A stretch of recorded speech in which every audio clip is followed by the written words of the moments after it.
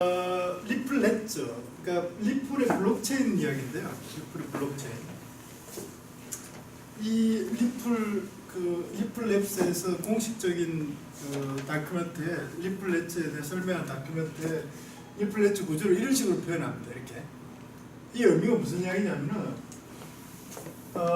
지금 현재 블록을 이게 렛저인데 렛저 버전을 n 플러스 1이라고 하면은 이 n 플러스 1은 n번 렛저에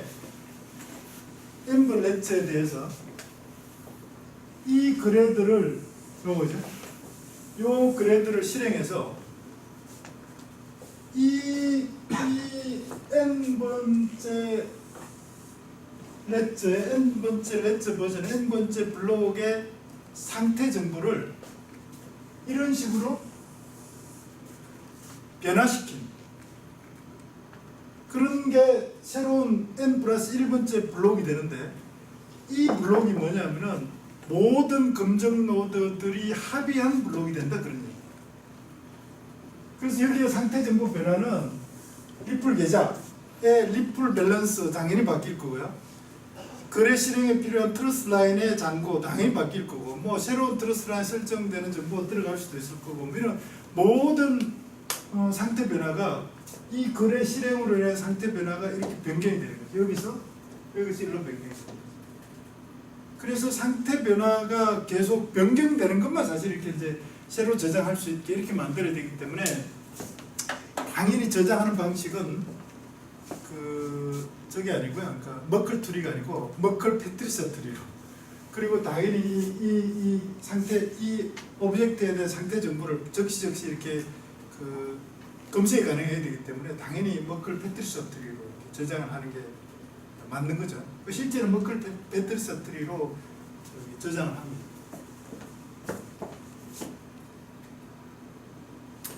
헤드 구조 유사하고요. 헤드 구조 유사한데 당연히 저게 없으니까, 작업 증명이 없으니까 작업 증명에 관련되는 그런 헤드 정보는 당연히 필요 없겠죠. 그치?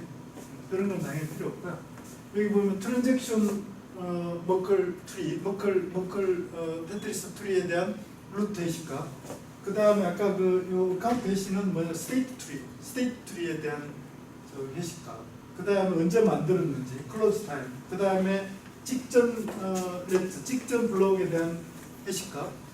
그 다음에 이 자체에 대한 해시값. 그 다음에 인덱스, 번호. 이런 정보들이 이제 헤드에 포함이 되는 거고, 그 다음에 상태 정보는 뭐 수많은 상태 정보들이 이제 저장이 돼야 되는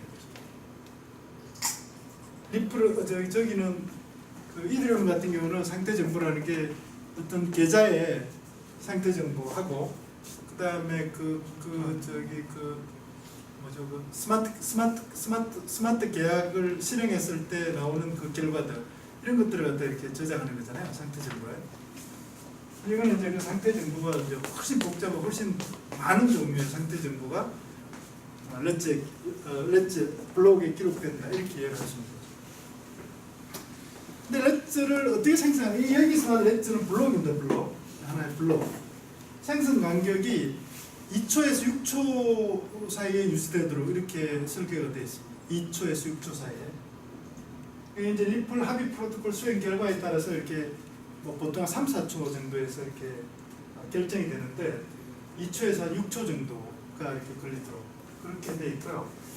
그 다음에 이 합의 프로토콜 수행 결과에 새로운 그런 렛저 버전이 블록이 딱 만들어지면은 그 새롭게 만들어진 렛저, 새롭게 만들어진 블록에 들어가 있는 상태 정보하고 이 정보들은 더 이상 이렇게 변경이 불가능합니다. 무슨 나중에 뭐 무슨 다른 뭐 이렇게 무슨 공격, 51% 공격 이런 걸로 이렇게 변경이 가능하지 못한, 딱 이렇게 변경 불가능. 이게 변경하려고 그러면은 절대 다수가 이렇게 검정 노드 절대 다수가 다 합의를 해야지만 이렇게 변경할 수 있는 이런 형태.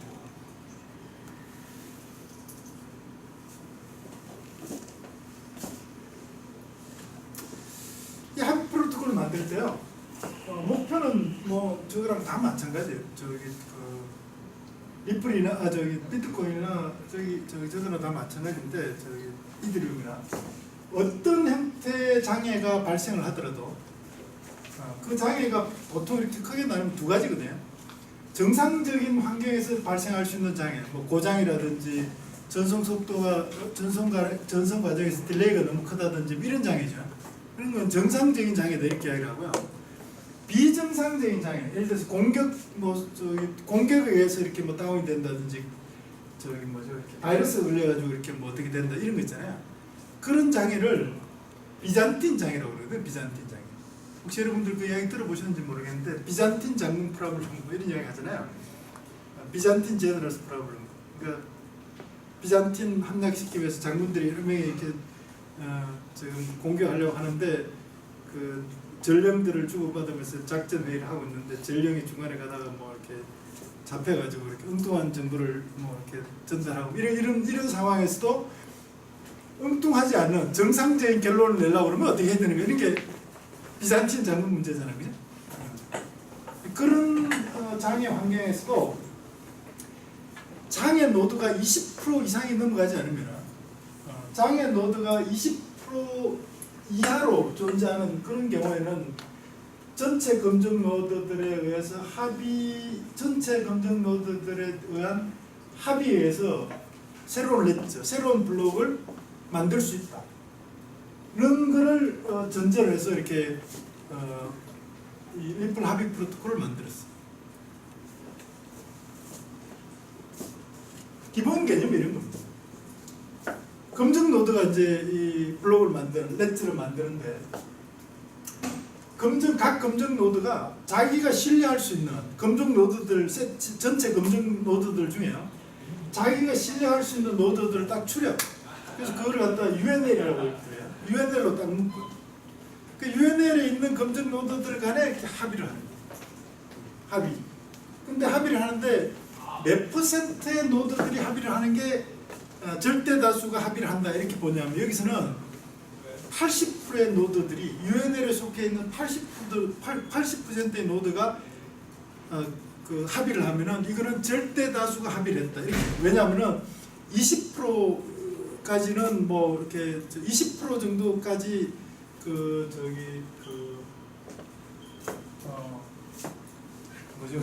장애 노드가 존재하는 그런 상황을 이렇게 감안을 했기 때문에 절대 다수를 80%의 이상의 노드들이 다 이걸로 이렇게 새로운 레저를 만들자 이러면은 그게 전부 다 모든 노드들이 수용을 하는 거예요.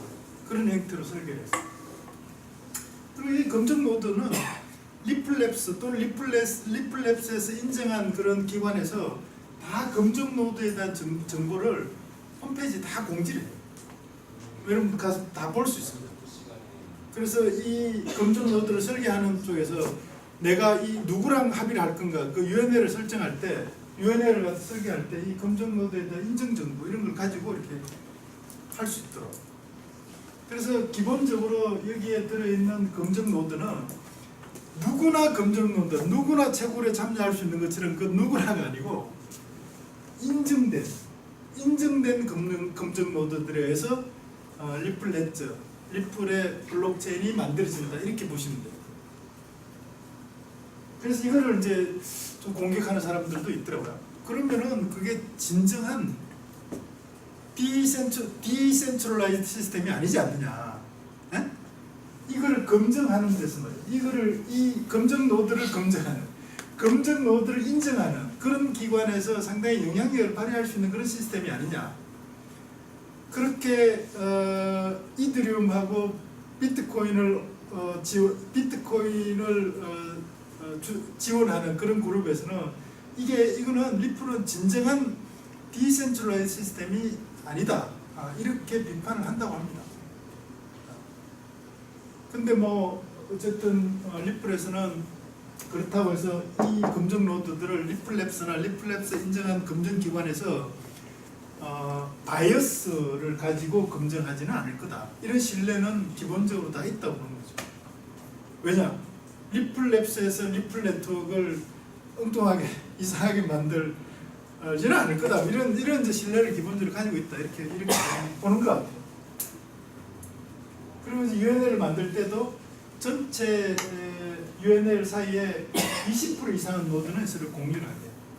그래서 이 공유도 20% 이상을 그러면 어떻게 선택할 건가, 공유하게 선택할 건가에 대한 정보도 사실은 리플랩스에 인정한 그런 어떤 기관에서 그런 정보도 제공한다고 이렇게 봐야 되겠죠.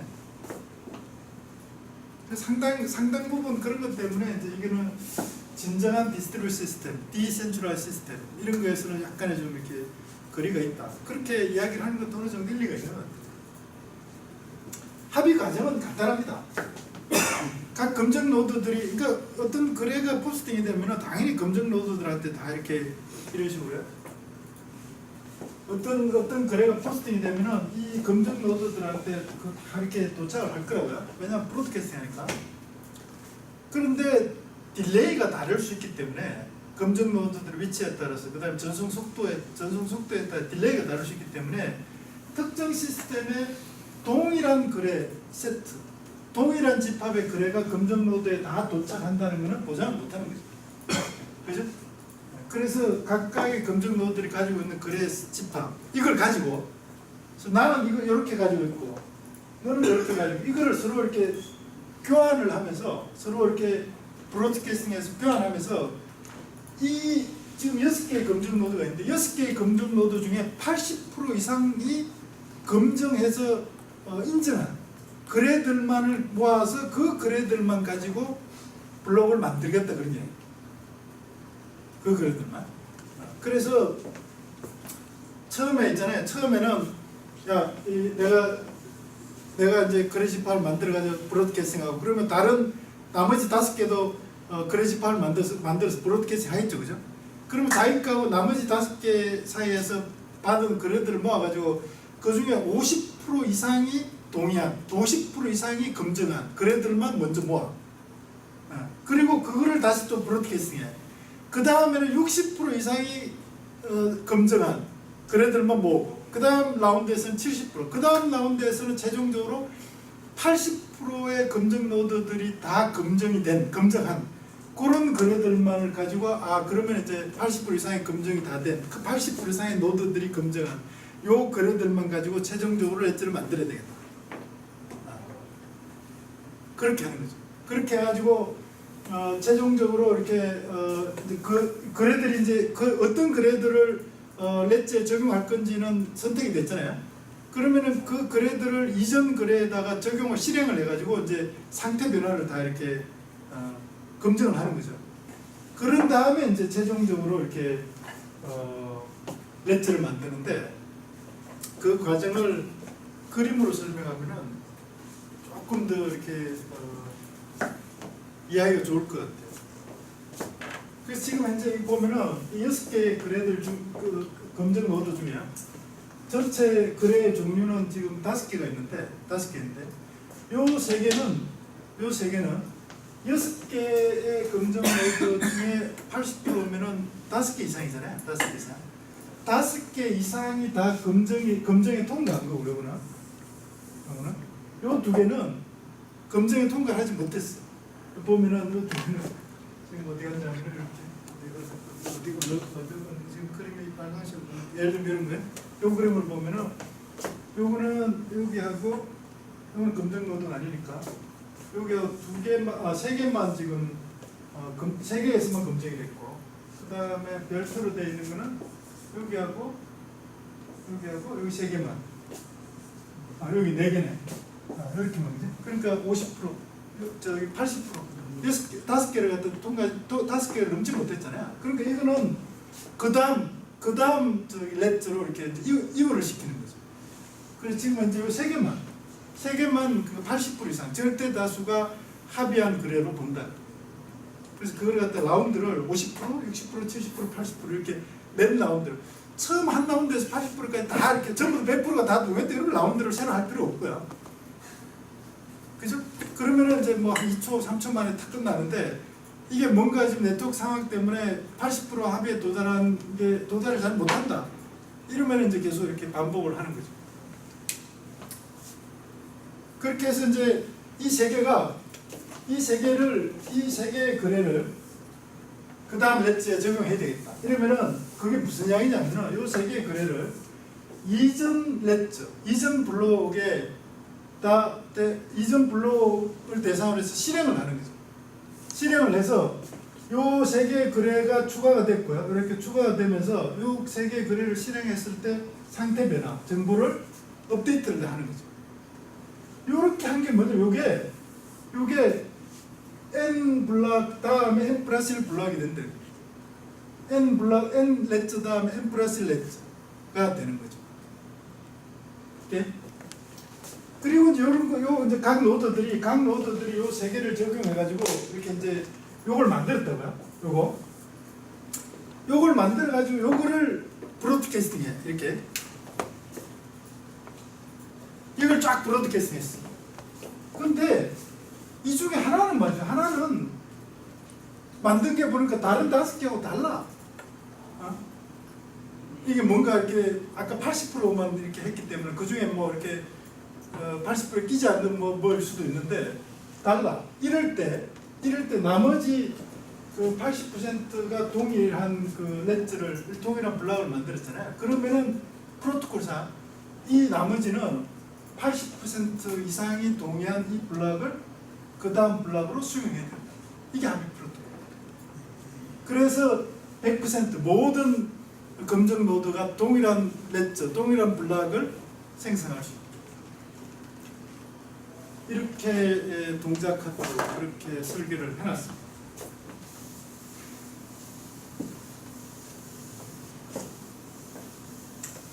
근데 이거에 대해서도 또 일부에서는 또 이렇게 뭐 문제 제기를 하는 그런 그룹들이 좀 있다고 그래요. 일부에서는.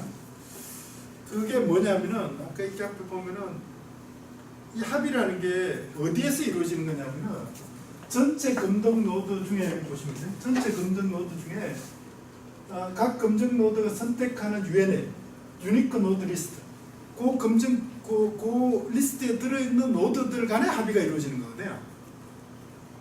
근데 이제 어떤 노드는 UNL을 만드는데 어떤 노드는 뭐 이렇게 UNL 세트를 만들고 어떤 노드는 저렇게 UNL 세트를 만들고 이랬을 때 그 UNL이 서로 이렇게 다를 때도 한 UNL 그룹에서 만든 그 렛츠 블록이 전체 모든 노드에 동일하게 이렇게 적용이 될 수 있느냐 없느냐 그런 거에 대해서 약간 좀 불분명하다 이렇게 이야기하는 사람들이 있더라고요. 근데 여기서는 어쨌든 그게 이렇게 하기 때문에 나도 이게 조금 좀 명쾌하진 않던데요. UNL 간에 20% 이상의 노드가 서로 공유되도록 UNL을 설계하기 때문에 하도록 그렇게 하기 때문에 그런 문제를 해결할 수 있다 이렇게 하는데 어떻게 20% 이상의 노드를 공유하도록 그러니까 교집합 이렇게 여기서 UNL 하나 만들고 UNL 1 이렇게 UNL 2 이렇게 만들었을 때 이 사이에 교집합이 20% 이상이 되게 이렇게 만들겠다는 거예요. 근데 어떻게 하겠다는 건지에 대해서는 사실 조금 내가 정보를 잘 못 찾은 건지 아니면 설명이 뭐 어딘가 좀 부족한 건지는 나도 조금 그거는 애매하더라고요. 그래서 이게 이런 게 좀 불분명하다. 이렇게 UNL 셋은 누가 만드는 겁니까? 노드 설계하는 노드 검증 노드. 요 검증 노드 각 검증 노드가 내가 검증 노드가 지금 예를 들어서 검증 노드로 내가 이제 여기 리플 네트워크에 들어가잖아요. 그럼 그럴 때 검증 노드 처음에 한번 세팅하면은 그걸 끝나는 건지 아니면 주시를 바꾸는지 그런 것도 사실 불명한 주시를 당연히 바꿔야 되겠죠. 왜냐하면 검증 노드들이 계속 들어올 수 있을 테니까 거죠. 적절하게 세팅을 검증 노드의 관리자가 하게 그렇게 돼 있는데 그러니까 이제 그러면은 그렇게 할 때 20% 이상을 어떻게 공유하게 서로 만들 건가 그런 거에 대해서 약간의 지금 불분명하다 이렇게 비판하는 사람들이 있더라고요. 내가 봐도 약간 그거는 좀 명확하게 다 와닿지는 않더라고요. 근데 어쨌든 이렇게 설명을 하고 있습니다. 검증 노드의 관리자는 둘이 될 수 있고 또 다수가 될 수 있고 그렇겠죠. 그렇겠죠. 검증 노드는 뭐 예를 들어서 내가 신한은행인데 게이트웨이를 들어갔다. 난 이 리플 네트워크가 좀 잘 운영이 됐으면 좋겠다. 이러면 신한은행이 게이트웨이가 검증 노드를 겸할 수 있는 거죠. 그렇죠, 그렇죠. 당연히 그렇게 보고 이렇게 설계를 하는 것 같아요. 검증 노드로 참여하고자 하는 노드들이 많이 있을 거다. 이 리플 네트워크가 유용하다고 판단이 되면 이 리플 네트워크를 사용하려고 하는 기관들이 많아지면 그 검증 노드로 참여하는 기관들이 많아질 거다. 이런 거를 사실 이 밑바탕에 깔고 있는 거죠. 그리고 그 검증 노드는 충분히 인증 가능한 그런 노드들이 돼야 되고, 그 인증 결과는 신뢰할 수 있는 어떤 기관에서 포스팅을, 그러니까 공표를 해서 그 검증 노드 UNL을 만드는 데서 참조를 할 수 있게 그렇게 하겠다 이렇게 돼 있고, 실제로 지금 공개를 다 하고 있습니다.